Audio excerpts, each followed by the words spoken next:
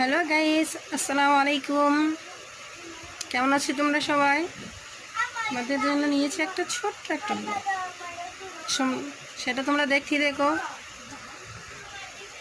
আর সেই ছোট্ট ব্লগটা হচ্ছে, সবাই বলে যে সময় থাকতে ভ্রমণ করো দেশ বিদেশে।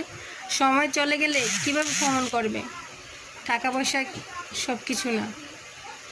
তো তার জন্য এটা একটা কমন ডায়লগ হয়ে গেছে। তো দেখি সবাই বলে এটা।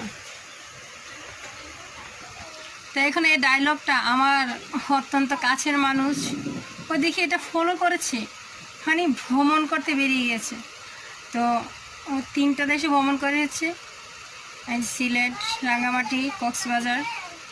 তো সেখান থেকে ঘুরে আমাদের জন্য কী এনেছে সেটাই তোমাদেরকে দেখাবো, দেখতেই থাকো।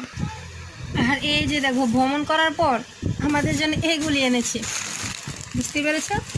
যে দেখতেই থাকো, দেখাচ্ছি তোমাদেরকে যে আমাদের জন্য কি এনেছে। এই যে দেখো, তোমরা সকালে কমেন্ট করো যে এরকম ব্যাগ দিয়ে কেউ কিছু আনে কি না ভ্রমণ করতে গেলে।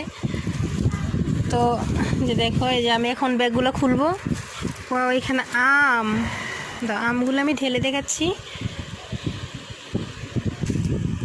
দেখ কতগুলো আম এনেছে। আর আমগুলি নাকি একদম গাছ থেকে পেরে এনেছে, কোনো মেডিসিন নেই, কোনো কিছু নেই। তো এখন এইগুলোকে আমি ঢালবো।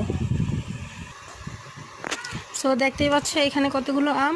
এটার মধ্যে কি আছে আমি এখন এটাকে খুলবো।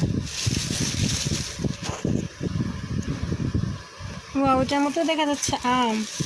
এগুলো অন্য। সেই তো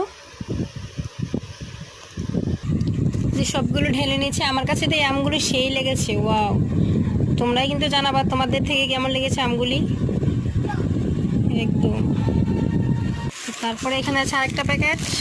এই যে আগে খুলে নিয়েছি, দেখো এখানে আছে আচার।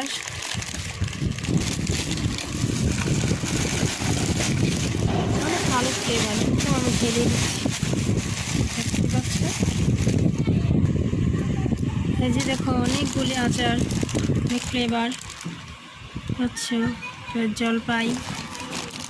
এই যে সো আজকের মতো বিদায় নিচ্ছি, আমার ছোট ব্লগ শেষ করে। বাই, ভালো থেকো। তো আমার ব্লগটা সবার কাছে কেমন লেগেছে সবাই কমেন্টে জানাবা, আর আমাকে সাপোর্ট করবা এবং সাবস্ক্রাইব করে পাশে থাকবেন। আমিও আপনাদের পাশে থাকবো। প্লিজ ভালো থাকবেন।